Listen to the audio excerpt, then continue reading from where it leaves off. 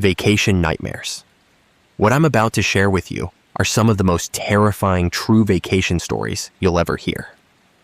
These are real experiences from real people who went on what should have been relaxing getaways and instead found themselves in absolute nightmares. Before we start, I need to warn you that these stories contain graphic descriptions of violence, abduction, and murder. If that's not something you can handle, you should stop watching now. For everyone else, let's dive into these vacation horror stories that will make you think twice about your next trip. Our first story takes us to Aruba in 2005 and involves the disappearance of 18-year-old Natalie Holloway. Natalie was from Mountain Brook, Alabama, a senior in high school who had just graduated. As a graduation trip, Natalie and over 100 classmates went on a 5-day trip to Aruba. It was supposed to be a celebration, a final hurrah before everyone went their separate ways to college. The group stayed at a Holiday Inn resort. There were chaperones, but with over 100 teenagers, supervision was limited. The kids were allowed to go out to bars and clubs, which was legal in Aruba, since the drinking age there is 18. On the night of May 29, 2005, Natalie went to Carlos and Charlie's, a popular bar and restaurant with her classmates. She was drinking, dancing, having fun. At some point during the night, Natalie met 3 local men. Joran van der Sloot, who was 17 at the time, and 2 brothers, Deepak and Satish Kalpo, who were in their early 20s. The men were known to hang around tourist areas, looking for foreign girls. They spoke English well and knew how to present themselves as friendly locals who could show tourists a good time. Around 1:30 a.m., Natalie's friends saw her leaving the bar with these 3 men. They asked if she was okay, and Natalie said yes, that the guys were going to give her a ride back to the hotel. Her friends watched her get into a car with the 3 men and drive away. That was the last time anyone who cared about Natalie saw her alive. When Natalie didn't show up for the flight home the next day, her friends realized something was wrong. They went to her hotel room and found that her bed hadn't been slept in. Her passport and luggage were still there. She had simply vanished. Natalie's mother, Beth Holloway, flew to Aruba immediately when she heard her daughter was missing. Beth arrived to find that Aruban authorities had been slow to respond. Precious time had been lost.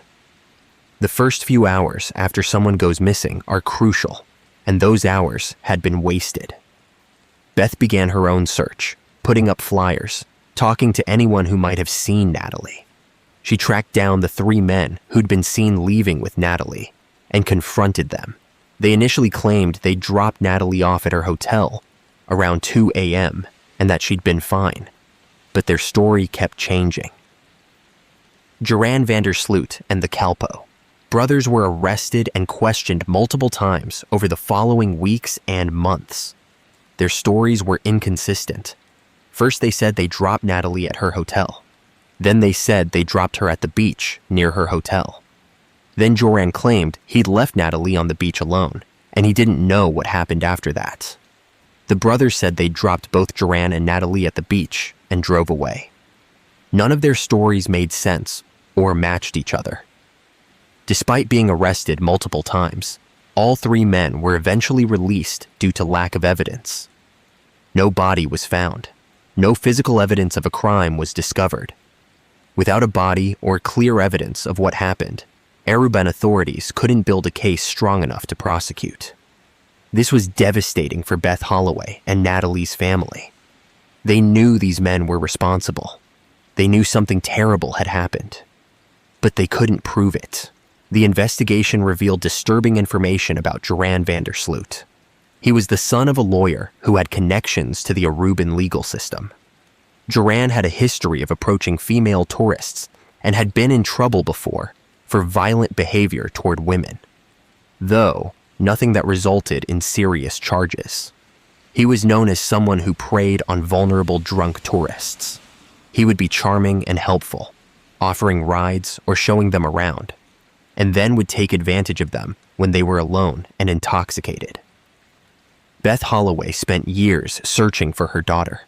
She returned to Aruba repeatedly, following every lead, pushing authorities to keep investigating. She became an advocate for missing persons and worked to change laws about how authorities respond when Americans disappear while traveling abroad. But she never found her daughter. Natalie's body has never been recovered. To this day, no one knows exactly what happened to her that night, though most people believe Joran van der Sloot killed her. The story took an even darker turn in 2010, exactly 5 years after Natalie disappeared. Joran van der Sloot was in Peru, and he murdered a young woman named Stephanie Flores in his hotel room. He beat her to death after she confronted him about the Natalie Holloway case. She had looked him up online, saw the articles about Natalie's disappearance, and asked him about it. Joran's response was to kill her. He then fled Peru and was captured at the Chilean border. This time, there was a body. There was evidence. Joran was convicted of Stephanie's murder and sentenced to 28 years in a Peruvian prison. During his imprisonment, Joran eventually confessed to killing Natalie Holloway, though the details of his confession have been disputed, and he's changed his story multiple times. In one version, he claimed Natalie died accidentally after they had sex on the beach, that she had a seizure or some kind of medical event. In another version, he admitted to killing her after she refused his advances. In yet another version, he claimed he pushed her and she hit her head on a rock. Each time he tells the story, the details change. He's used Natalie's disappearance to try to negotiate better prison conditions, to try to get money from her family, to get attention. He's a manipulative liar who has taunted Natalie's family for nearly 2 decades. Beth Holloway has said that regardless of the specific details, she believes Joran killed her daughter that night in May 2005. She believes he either killed Natalie when she refused his sexual advances, or he sexually assaulted her and then killed her to cover it up. Beth believes Joran disposed of Natalie's body at sea, which is why it's never been found. Aruba is a small island surrounded by ocean. It would be relatively easy to take a body out on a boat and dump it where it would never be recovered. The Natalie Holloway case became international news. It was covered extensively by American media. Her disappearance sparked conversations about the safety of teenage graduation trips, about the dangers young women face while traveling, about how American tourists can be vulnerable in foreign countries where they don't know the laws or the landscape. It also highlighted how difficult it can be to get justice when a crime occurs abroad, especially on a small island where local authorities may not have the resources or the will to thoroughly investigate. For the classmates who were on that trip with Natalie, the experience was traumatic. They were 18 years old, just graduated from high school, on what was supposed to be a fun celebration trip, and one of their friends disappeared and was almost certainly murdered. They felt guilt for not stopping Natalie from leaving with those men. They felt guilt for not noticing sooner that she was missing. They felt helpless and scared in a foreign country where they didn't speak the language and didn't understand the system. Some of them have spoken publicly about how the experience affected them, how it changed their view of the world, how it made them more cautious and less trusting. The chaperones on the trip also faced criticism. Some people felt they hadn't supervised the students adequately, that they'd allowed too much freedom, that they should have prevented students from going to bars and getting drunk. But the chaperones pointed out that these were legal adults in Aruba, that they couldn't physically prevent over 100 teenagers from going out, that they'd tried to establish rules, but the students were technically adults who could make their own choices. It's a complicated situation with no easy answers about who bears responsibility. What's clear is that Natalie Holloway went on a graduation trip to paradise and never came home. Her mother has spent nearly 20 years searching for answers, for justice, for closure. Beth has never been able to bury her daughter, never been able to have a funeral, never been able to properly grieve because there's no body, no final proof of what happened. She exists in this terrible limbo of knowing her daughter is gone, but not being able to completely close that chapter. It's a parent's worst nightmare, and it happened because Natalie made one bad decision to get in a car with strangers in a foreign country.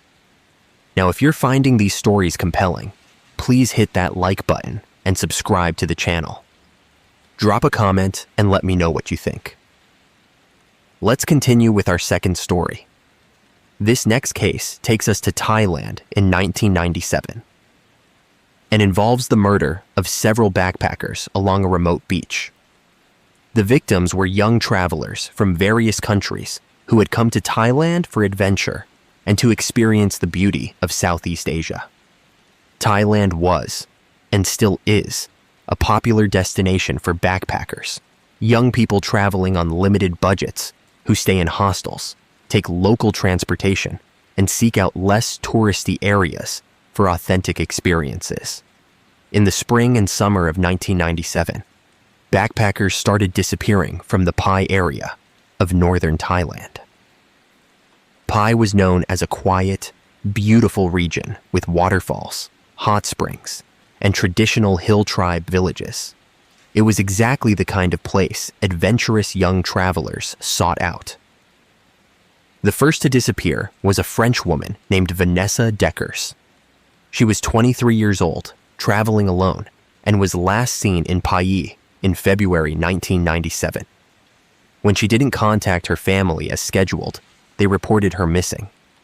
But in Thailand, with thousands of tourists coming and going constantly, one missing backpacker didn't immediately trigger alarm bells. Then in April, a German couple, Jens Christmann and his girlfriend, went missing. They'd been staying in Pai and told other travelers they were planning to do some trekking in the surrounding hills. They never returned to their guest house. Their belongings were left behind. Again, it was reported to police, but the investigation was minimal. Backpackers often changed their plans, stayed longer in places than intended, moved on to different locations. The police assumed the missing travelers would eventually turn up or contact home. But they didn't turn up, and more travelers started disappearing. By the summer of 1997, at least 6 backpackers had gone missing from the Pai area. They were from different countries, traveling separately, with no apparent connection to each other, except that they'd all been in Pai around the time they vanished. Finally, authorities began to realize something was very wrong.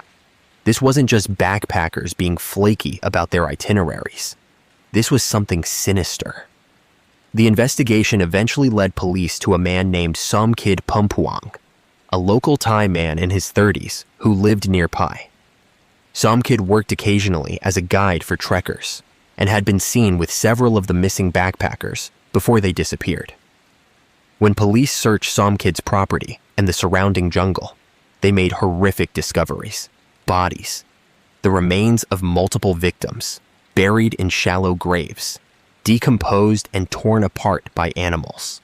The forensic work was difficult, given the condition of the remains and the tropical environment, but investigators were able to identify several of the missing backpackers.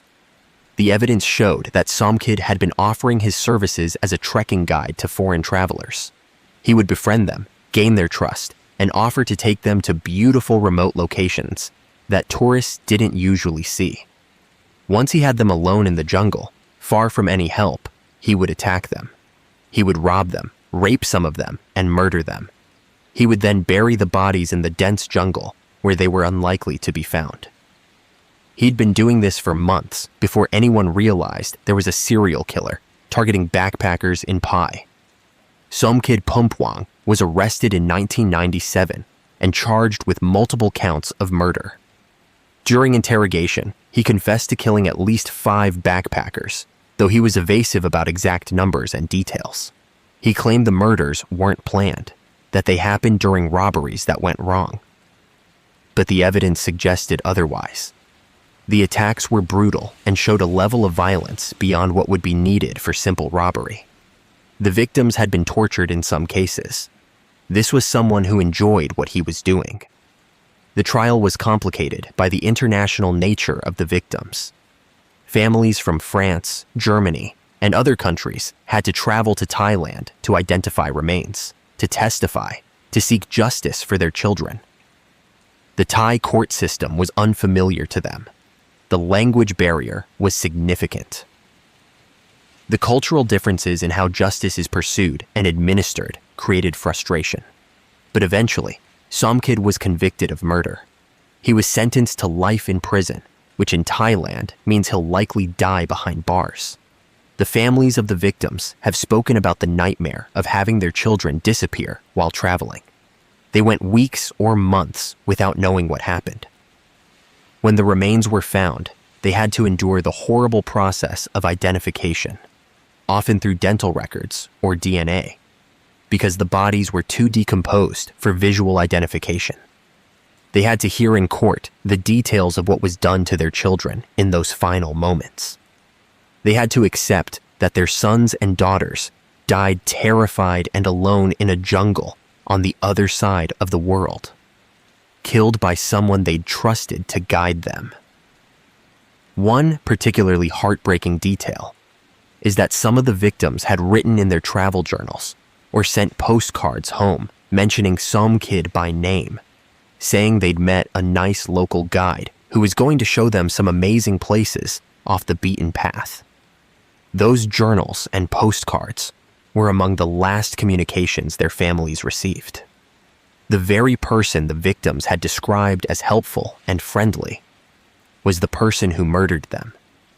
The betrayal of trust makes these crimes even more horrific. The Somkid Pumpuang case sent shockwaves through the backpacker community in Southeast Asia. Travelers became more cautious about accepting offers from local guides, more careful about going to remote areas alone, more aware that the friendly local offering to show you something special might have ulterior motives. Guidebooks and travel forums started warning travelers about the risks of going off alone with people they didn't know well, no matter how friendly those people seemed. But the case also raised uncomfortable questions about how the backpacker lifestyle can make young travelers vulnerable. Backpackers often travel alone or in pairs. They go to remote areas specifically because they're remote and undeveloped. They trust locals to guide them because they don't know the terrain. They're far from help if something goes wrong. All of these factors that make backpacking an adventure also make backpackers targets for predators who understand these vulnerabilities.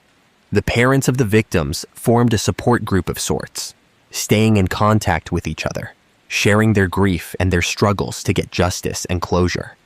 They've spoken about how similar their children were, how they were all young and idealistic, seeking adventure and authentic experiences. They weren't reckless or foolish. They were just young people exploring the world, which is something millions of people do safely every year. They had the profound misfortune of encountering a predator who specifically targeted travelers like them. Vanessa Deckers's mother has given interviews over the years about her daughter's murder. She said Vanessa had been so excited about her trip to Thailand.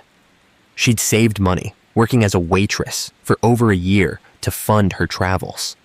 She'd sent postcards and letters home describing the beautiful temples, the friendly people, the delicious food. Then the letters stopped. Vanessa's mother knew immediately something was wrong. Vanessa was responsible about staying in touch. When weeks went by with no communication, her mother contacted French authorities and started pushing for investigation. But it took months for the Thai police to find Vanessa's remains. By then, she'd been dead for a long time. Her mother never got to say goodbye. She received a box of bones and personal effects, but no real closure. The German couple's families were equally devastated. Jens and his girlfriend had been planning to get married when they returned from their trip. They were documenting their travels with photos and journals, planning to share their experiences with friends and family back home. They were in love, having the adventure of a lifetime. And then they encountered Somkid, and it all ended. Their families received their cameras and journals as evidence in the trial. Looking through those photos, seeing their children happy and alive just days before their murders, was torture. The last photos showed them, with some kid, smiling, excited about the trek they were about to take. They had no idea they were posing for pictures with their killer. The Thai government faced criticism for how the case was handled initially. The slow response to the missing persons reports, the lack of coordination between different police departments, the failure to recognize a pattern until multiple people had already been killed. There were calls for better systems to track and respond when foreign tourists go missing. Some changes were implemented, but advocates say there's still a long way to go. Tourists still disappear in Thailand and other Southeast Asian countries every year, and not all cases get the attention and resources they deserve. The Somkid case is a reminder that danger can come from the most unexpected places. Somkid wasn't a stranger lurking in shadows. He was an outwardly friendly local who spoke some English, who knew the area, who had good reviews from other travelers he'd guided. He'd built a reputation as a reliable guide, which gave him access to more victims.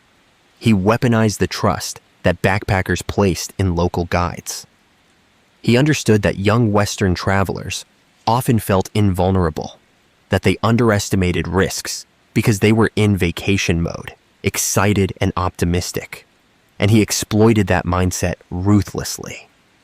The backpackers who were in Pai during that time period and who didn't hire some kid as a guide, who made different choices or got lucky, they carry survivor's guilt. Some of them have written online about how they remember seeing some kid around, remember him offering his services to them and to others. Some of them considered hiring him, but decided not to for various reasons. Looking back, knowing what they know now, they're haunted by how close they came to being victims themselves. The randomness of who lived and who died, it's difficult to process. Thank you for watching so far. Make sure you hit that like button and subscribe. There are more stories coming in the next videos. The impact of the Somkid case on the families extended beyond grief. Many of them faced financial hardship because of the costs associated with traveling to Thailand multiple times for the investigation and trial. They had to pay for flights, hotels, translators, legal representation. Insurance didn't cover these expenses because they fell outside normal policy terms. Some families went into debt seeking justice for their children. Some had to start fundraisers to afford the trips to Thailand. The financial burden added stress to an already impossible situation. There was also the media circus that surrounded the case. Once the story broke internationally, journalists descended on Pai and on the victims' hometowns. Families were contacted constantly for interviews, for comments, for photos of their children. Some families chose to engage with media, hoping publicity would keep pressure on Thai authorities to thoroughly investigate and prosecute. Other families retreated from public view, unable to cope with the intrusion during their grief. The media attention was a double-edged sword. It helped keep the case in the public eye, but it also felt exploitative and sensationalistic at times. The other travelers who were in Pai during the time of the murders, who stayed at the same guest houses, who ate at the same restaurants, who may have crossed paths with the victims or with some kid, they were deeply affected too. Many of them cut their trips short and went home early. The carefree backpacker adventure suddenly felt dangerous and frightening. Some developed anxiety or PTSD from the experience of being in a place where multiple murders had occurred, where they themselves could easily have been victims. Some stopped traveling altogether, unable to shake the fear that tragedy could strike anywhere. The guest house owners and other locals in Pai, whose livelihoods depended on tourism, were also impacted. Pai's reputation as a safe, peaceful destination was destroyed overnight. Bookings dropped dramatically. Travelers chose other destinations. The local economy suffered. There was resentment towards Somkid for bringing this horror to their community, for destroying the trust between locals and tourists, for devastating the tourism industry that so many families depended on. But there was also soul-searching about how Somkid had operated for so long without anyone noticing or reporting suspicious behavior. In the years since the case, Pai has slowly rebuilt its reputation. Tourism has returned, though it never quite reached the same levels it had before the murders. The town is known now not just for its natural beauty, but also for being the place where that terrible thing happened. Tour guides mention it when bringing groups through. It's part of Pai's history, impossible to erase or ignore. Some travelers specifically seek out Pai because of the dark tourism appeal, wanting to see where the murders occurred. This is distressing for the families of the victims, who feel their children's deaths are being treated as entertainment or curiosity.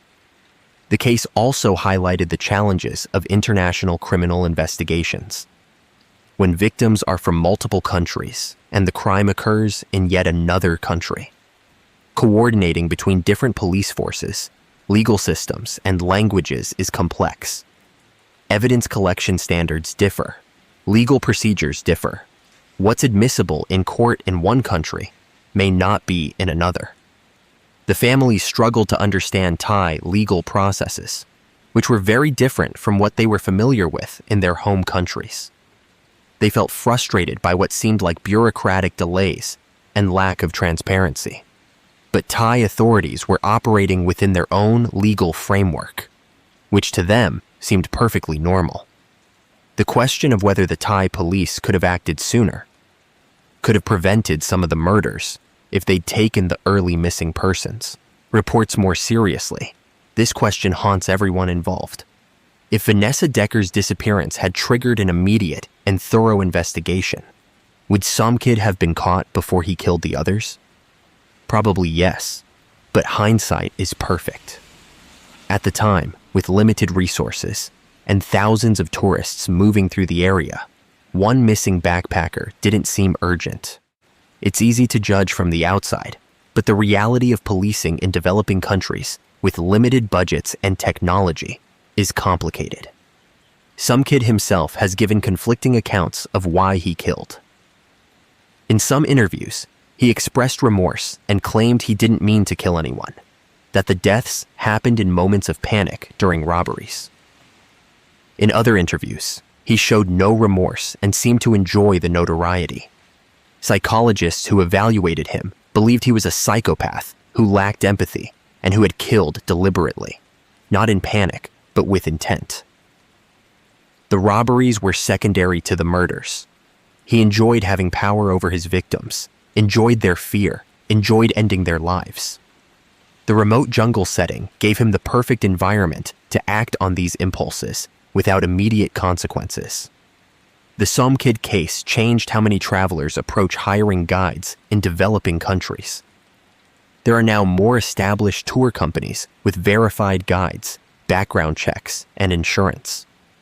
Travelers are encouraged to book through reputable companies rather than hiring random locals offering services.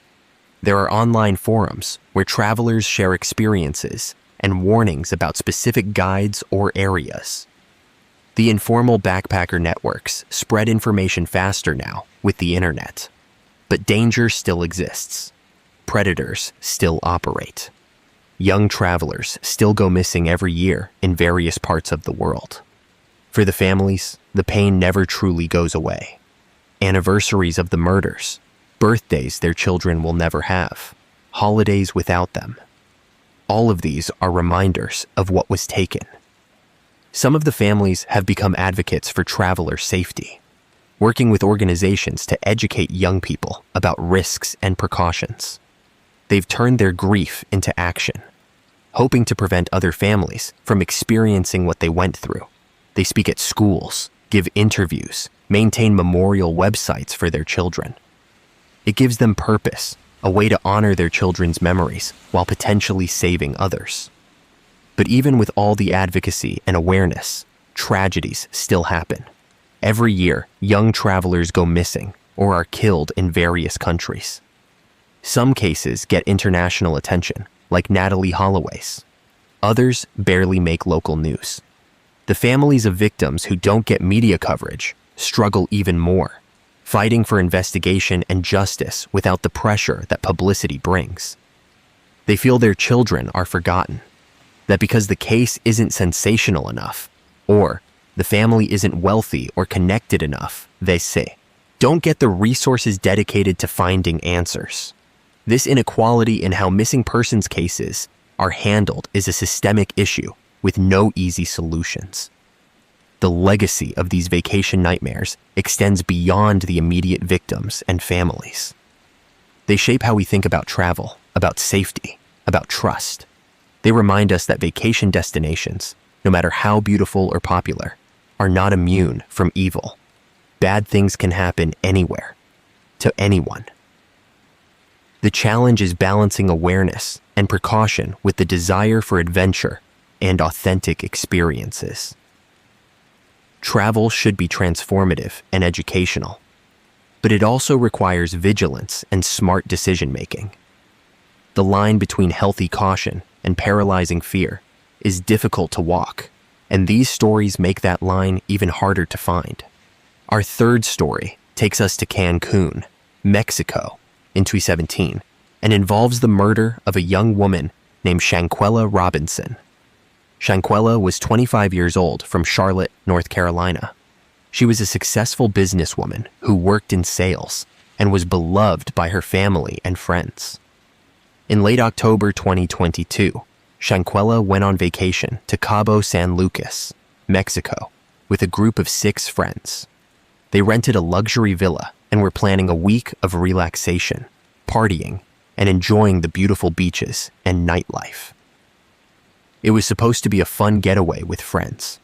Within 24 hours of arriving in Mexico, Shanquella was dead.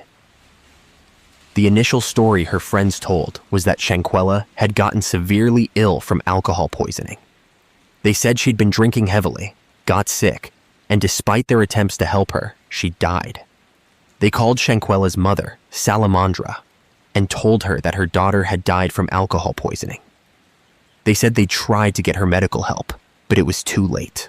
Salamandra was devastated. Her daughter had been healthy, young, full of life. And now she was dead in a foreign country, under circumstances that didn't quite make sense. When Shanquella's body was brought back to the United States, the medical examiner's report revealed something shocking. Shanquella hadn't died from alcohol poisoning. She'd died from a severe spinal cord injury and atlas luxation, which means her neck had been broken. She had extensive bruising and injuries consistent with being physically assaulted. Someone had beaten Shanquella so severely that it broke her neck and killed her. This was not alcohol poisoning. This was murder. Salamandra immediately knew that Shanquella's friends had lied. She started demanding answers, pushing authorities to investigate what really happened in that villa in Mexico. Then a video surfaced online that showed exactly what happened. Someone in the group had recorded a video of one of the women in the group, Dejani Jackson, brutally attacking Shanquella. In the video, Shanquella is naked, appears disoriented, and unable to defend herself, while Dejani punches her repeatedly in the head and body. Other people in the group can be heard in the background. One male voice says, "Quella, can you at least fight back?" Nobody intervenes to stop the attack. They just watch and record. The video is horrific. Shanquella is clearly not okay. She's stumbling, unable to defend herself properly, while being beaten. The attack goes on for several minutes. At one point, Shanquella falls and hits her head on furniture. Even after she's down, the attack continues. And through all of this, the friends who came on this trip with her do nothing. They don't step in. They don't try to stop it. They just watch. Some are laughing. Someone thought it was entertaining enough to record. The callousness is breathtaking. After the video surfaced, the story began to unravel. It became clear that the group had lied about everything. Shanquella hadn't died from alcohol poisoning. She'd been murdered by one of her so-called friends while the others watched and did nothing. Then they all conspired to cover it up by claiming she'd gotten sick from drinking. They tried to hide a murder, and they might have gotten away with it if that video hadn't leaked. Mexican authorities issued an arrest warrant for Dijanai Jackson on charges of femicide, which is the murder of a woman. But the Mexican government requested extradition from the United States, and the process has been complicated. As of now, Dijanai has not been extradited to Mexico to face charges. She remains in the United States. The other 5 people who were on the trip have not been charged with anything, though Salamandra and many others believe they should be charged as accessories for failing to help Shanquella and for lying about her death. The case has raised significant questions about what happened and why. What led to Dijanai attacking Shanquella so viciously? Why did none of the other friends intervene? Why did they all lie about what happened? Some reports suggest there had been tension within the group before the attack, that Dijanai and Shanquella had some kind of conflict. But even if they were arguing, nothing justifies that level of violence. Nothing justifies beating someone to death while your friends watch and record. Salamandra has been fighting for justice for her daughter. She's done numerous media interviews, has pushed politicians and law enforcement to take action, has demanded that all the people on that trip be held accountable. She's pointed out that her daughter went on vacation with people she considered friends, and they either murdered her or allowed her to be murdered, and then they lied about it. They tried to make it seem like Shanquella had been irresponsible with alcohol, essentially blaming her for her own death, when in reality, she was the victim of a brutal assault. The FBI has investigated the case, but has not filed federal charges. There's a complicated legal situation because the crime occurred in Mexico. Mexican authorities have jurisdiction, but they need cooperation from the U.S. to extradite the suspect. The extradition process can take years and isn't guaranteed to succeed. Meanwhile, Dijanai and the others are living their lives free, while Shanquella is dead and her family has no justice. The video of Shanquella being beaten went viral online, which has been both helpful and traumatic. Helpful because it provided undeniable proof of what happened and put public pressure on authorities to investigate. Traumatic because Salamandra has had to see her daughter's final moments, has had to watch her child be beaten to death over and over as the video circulates. Nobody should have to see that. But Salamandra has said that as much as it hurts, she's glad the video exists, because without it, those friends might have successfully covered up the murder and gotten away with it. The case has sparked discussions about friendships, about how well you really know the people you travel with, about what to do if you witness violence. It's raised questions about why the other people in the villa didn't intervene. Some have speculated they were afraid, that Dijanai was violent and they didn't want to become targets. Others think they were complicit, that they encouraged or at least condoned the attack. The male voice in the video saying, "Can you at least fight back?" suggests he was treating it like entertainment, like a fight he wanted to see, rather than an assault he should stop.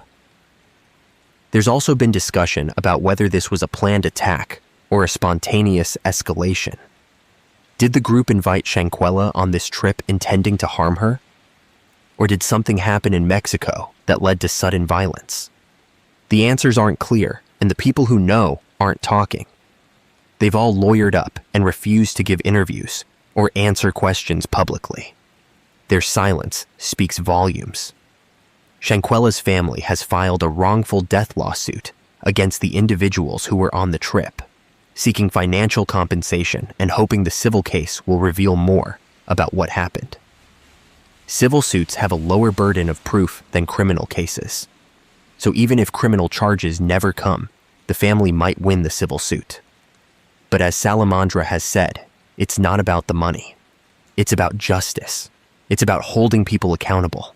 It's about making sure Shanquella's name isn't forgotten. The vacation that was supposed to be a fun trip with friends turned into a nightmare that ended in murder.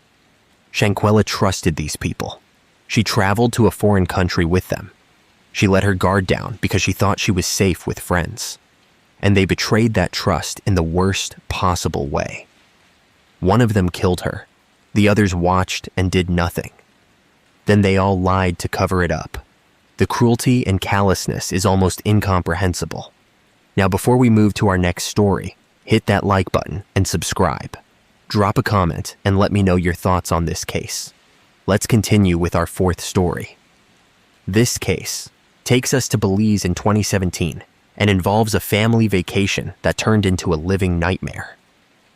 The family, the Cohens, consisted of David and Francie Cohen and their 2 young children, Hannah, who was 9, and Esty, who was 7. The Cohens were from Toronto, Canada. David was a real estate developer, and Francie was a teacher. They were a normal middle-class family who enjoyed traveling and exposing their children to different cultures and places. In September 2017, the Cohens went on vacation to Belize. They stayed at a resort on a small island called Caye Caulker. The island is known for its beautiful beaches, great snorkeling, and laid-back Caribbean atmosphere. It's a popular destination for families and has a reputation as being safe and welcoming. The Cohens had been looking forward to this trip for months. The kids were excited about swimming and seeing tropical fish. On September 14, 2017, Francie Cohen was found dead in her hotel room. The initial report from local police was that she had fallen from a second-story balcony while intoxicated. They suggested she'd been drinking, got dizzy or disoriented, and accidentally fell. Her death was ruled accidental. David was devastated.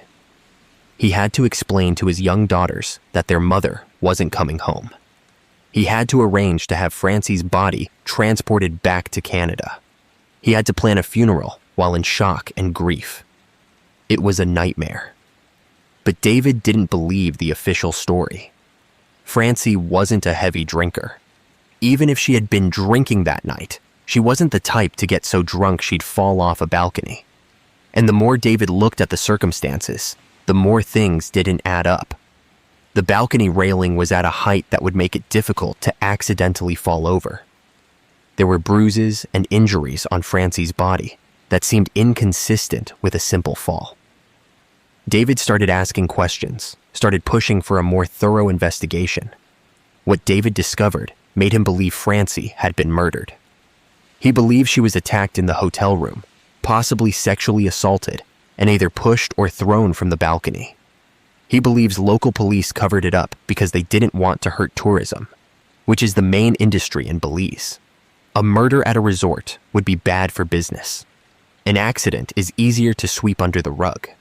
David has spent years fighting for the truth, hiring private investigators, pushing Canadian government officials to demand answers from Belize.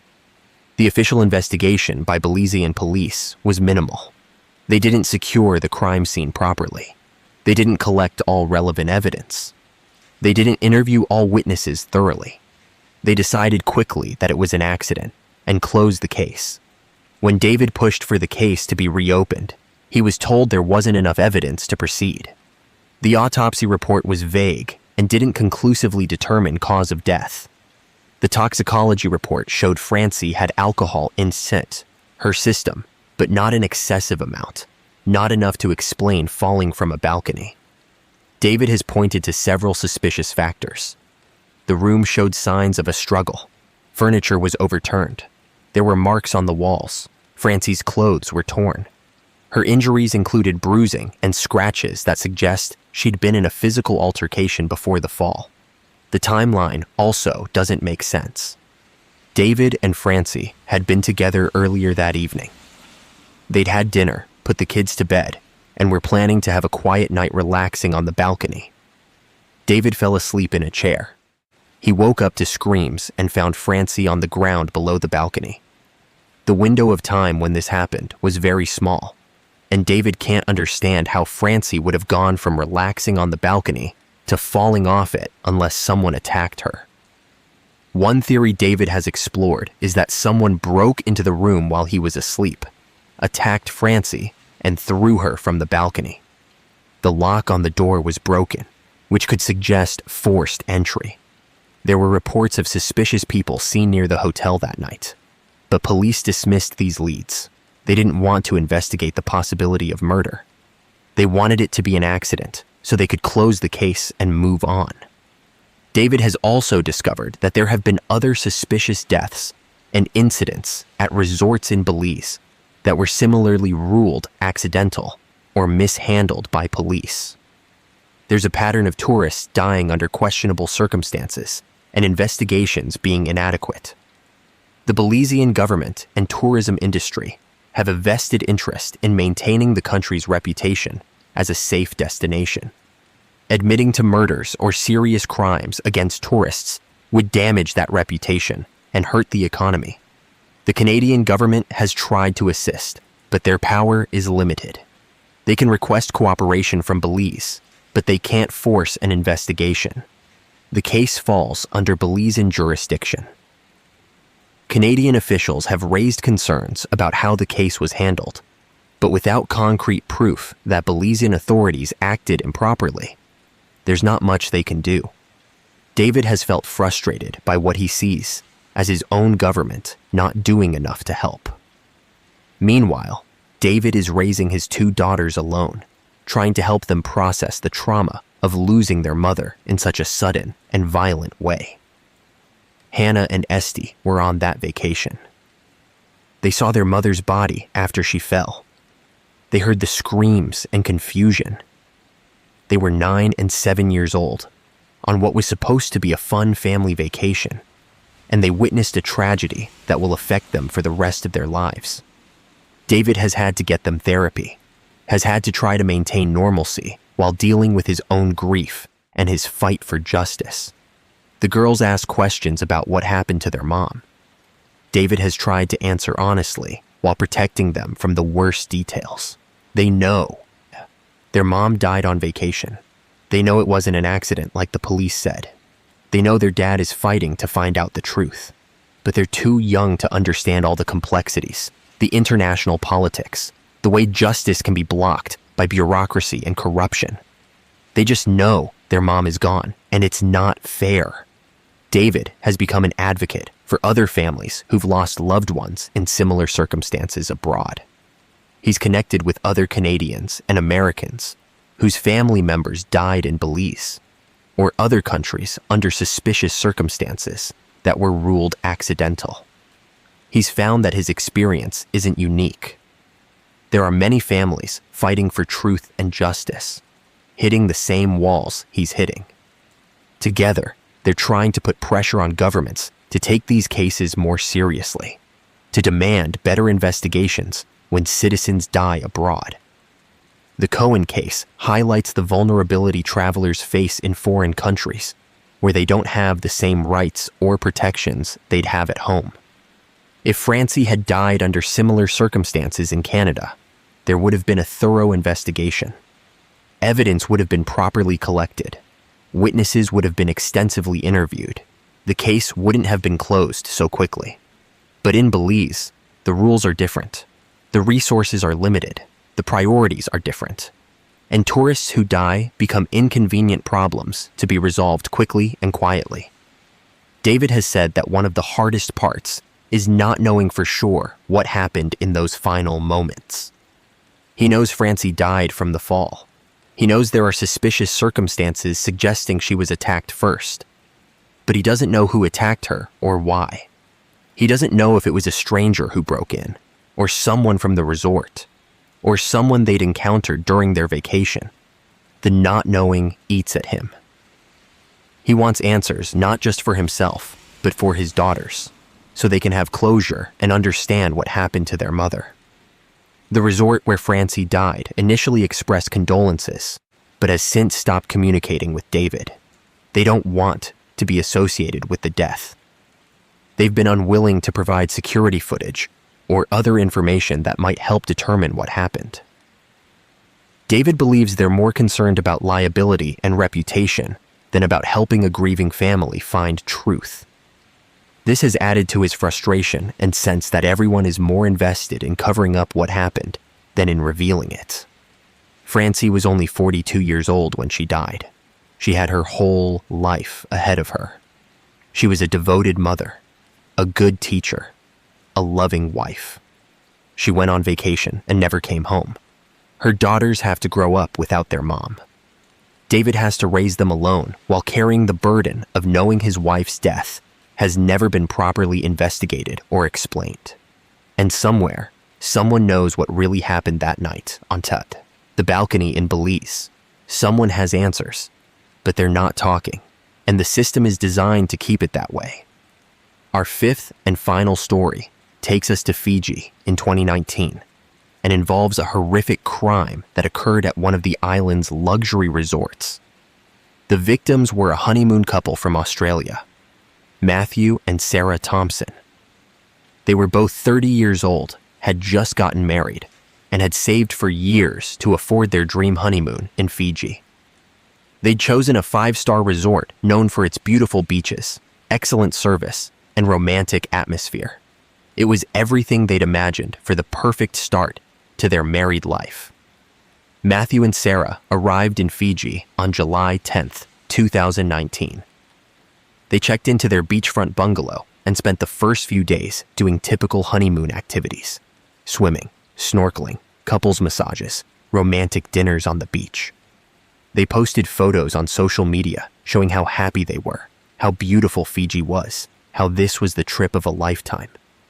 Their friends and family back home commented on the photos, excited for them, happy to see them so joyful. Nobody had any idea that within a week, one of them would be dead and the other would be fighting for their life. On July 16th, Sarah Thompson was found brutally beaten in the couple's bungalow. She'd been attacked with such violence that she suffered severe head trauma, broken bones, and was barely clinging to life. She was rushed to a local hospital and then airlifted to Australia for emergency medical treatment. Matthew was nowhere to be found. Resort staff searched the property and the surrounding area. They found Matthew's body the next day, floating in the ocean about a mile from the resort. He'd been killed, his body dumped in the water. The investigation revealed a horrifying story. A resort employee, a man named Tavita Saukilagi, who worked in maintenance, had entered Matthew and Sarah's bungalow on the night of July 16th while they were sleeping. He attacked them both with a blunt object, believed to be a hammer or similar tool. Matthew fought back, trying to protect Sarah, but Tavita overpowered him. Tavita killed Matthew, then dragged his body to the ocean and disposed of it. He returned to the bungalow and continued attacking Sarah, leaving her for dead. Then he fled the scene. Tavita was arrested within 48 hours. He confessed to the attacks. His motive, according to his confession, was robbery. He said he'd been watching the couple, knew they were wealthy tourists on their honeymoon, and thought they'd have money and valuables in their room. He claimed he planned to rob them while they slept, but they woke up and he panicked. The violence escalated from there. He said he didn't plan to kill anyone, that it just happened. But the level of violence suggests otherwise. The attacks were brutal and sustained. This wasn't panic. This was rage. Sarah survived, but with life-altering injuries.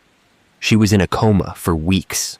When she woke up, she had no memory of the attack. The head trauma had caused amnesia.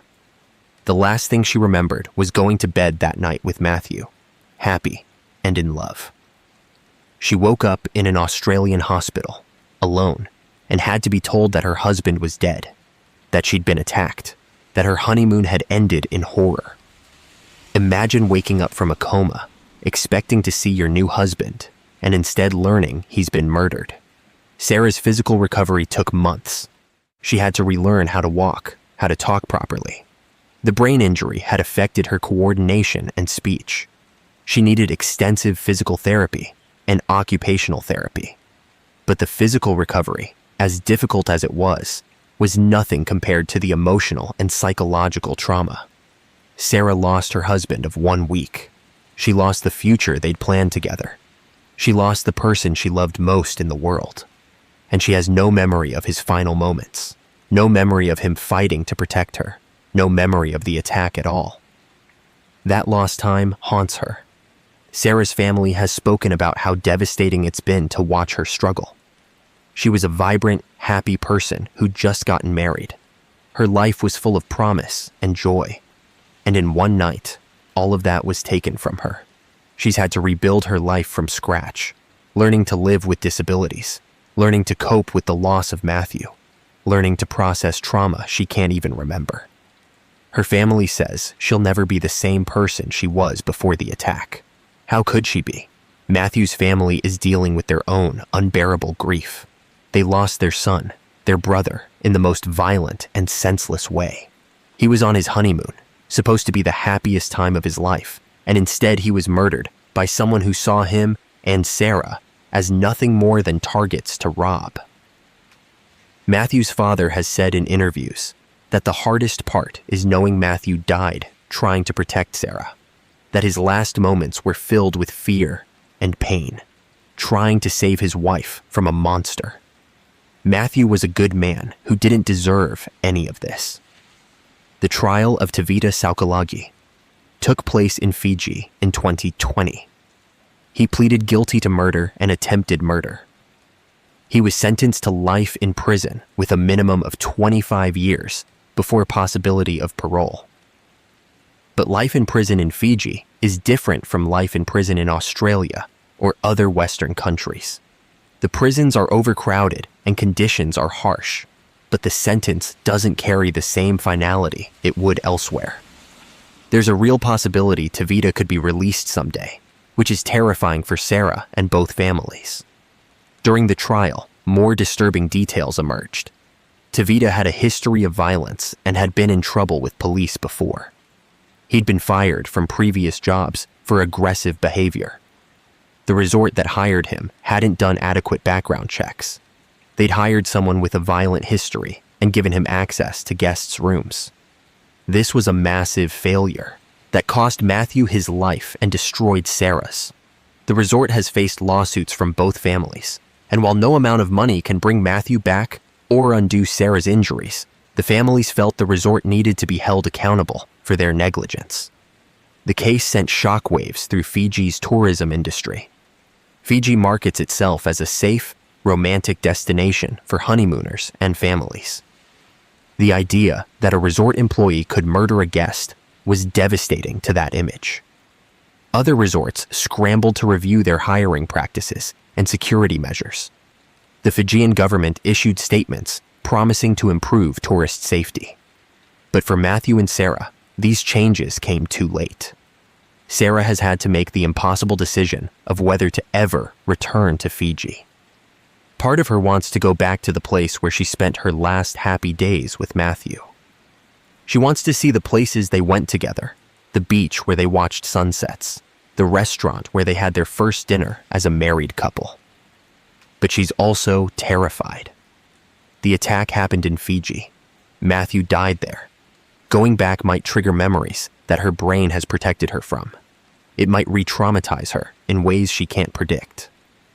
So far, she hasn't returned, and her family isn't sure she ever will. The other honeymoon couples who were at the resort when the attack happened were traumatized too. They'd been staying at the same resort, some in bungalows near Matthew and Sarah's. They'd seen the couple around, had exchanged friendly hellos, had thought they all looked so happy. And then one morning, they woke up to police everywhere, to news that something terrible had happened, to the realization that while they'd been sleeping peacefully, a brutal murder had been occurring just yards away. Several couples cut their honeymoons short and left immediately. Others tried to stay but couldn't enjoy themselves, couldn't feel safe.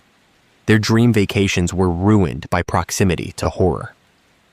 The resort initially tried to downplay the incident, suggesting it was an isolated event that didn't reflect on their safety standards. But as details emerged about Tevita's history and the resort's failure to properly vet employees, public opinion turned against them. Reviews tanked, bookings dropped. The resort's reputation was severely damaged. They eventually issued a formal apology and settled the lawsuits with Matthew's and Sarah's families, though the terms were confidential. The resort has since closed and been sold to new ownership, though whether that was because of this case or other business factors is unclear. Matthew's parents have established a foundation in their son's memory that focuses on tourist safety awareness. They work to educate travelers about risks, about checking resort safety standards, about being vigilant even in paradise. They've lobbied for international standards for resort security and employee background checks. They've turned their grief into action, hoping that by raising awareness, they can prevent other families from experiencing what they've been through. It doesn't bring Matthew back, but it gives his death meaning beyond the tragedy. Sarah has slowly rebuilt her life, though it looks nothing like what she and Matthew had planned. She's had to learn to be alone when she expected to be building a life with her husband. She's had to cope with disabilities when she'd been healthy and active before. She's had to process trauma that her brain won't let her fully remember. She's done some interviews to raise awareness about the case and to honor Matthew's memory. She says talking about him, keeping his memory alive, is part of how she copes. Matthew was real. Their love was real. Their marriage was real, even though it only lasted a week. She wants people to know that. One of the most heartbreaking aspects of Sarah's story is that she's had to look at photos and videos from the honeymoon to remember those happy days. She can't trust her own memory because of the brain injury, so she relies on the digital record of their time together. She watches videos of Matthew laughing on the beach, of them having dinner, of him telling her he loves her. These are precious to her because they're all she has left. But they're also painful because she knows what's coming, knows that just days after those happy moments, Matthew will be dead and her life will be destroyed. The question that everyone asks, that the families torment themselves with, is whether this could have been prevented. If the resort had done proper background checks on Tavita, would they have hired him? Probably not, given his history of violence. Would Matthew still be alive? Almost certainly yes. Would Sarah be healthy and happily married? Yes. The resort's negligence has clear consequences. Lives were destroyed because of cost-cutting or carelessness in hiring practices. That's a hard reality to sit with. There's also the question of whether other warning signs were missed. Did Tavita exhibit suspicious behavior before the attack? Did other employees notice anything concerning? Were there previous incidents that should have raised red flags? The investigation looked into these questions, but didn't find clear answers. Tavita had kept his violent tendencies hidden well enough that nobody at the resort flagged him as a concern. He did his job adequately. He didn't make obvious threats. Until the night he decided to rob Matthew and Sarah, he'd managed to appear normal enough. Thank you for watching. If you found value in these stories, please hit that like button and subscribe to the channel. Drop a comment and share your thoughts on these cases, on the series as a whole, on anything that stood out to you. Share these videos with others who might benefit from this information. And most importantly, stay aware, stay safe, and don't let fear stop you from living your life. But don't ignore risks either. Find that balance. Travel smart. Look out for each other. And remember these victims and their families. Thanks for watching, and I'll see you in the next video.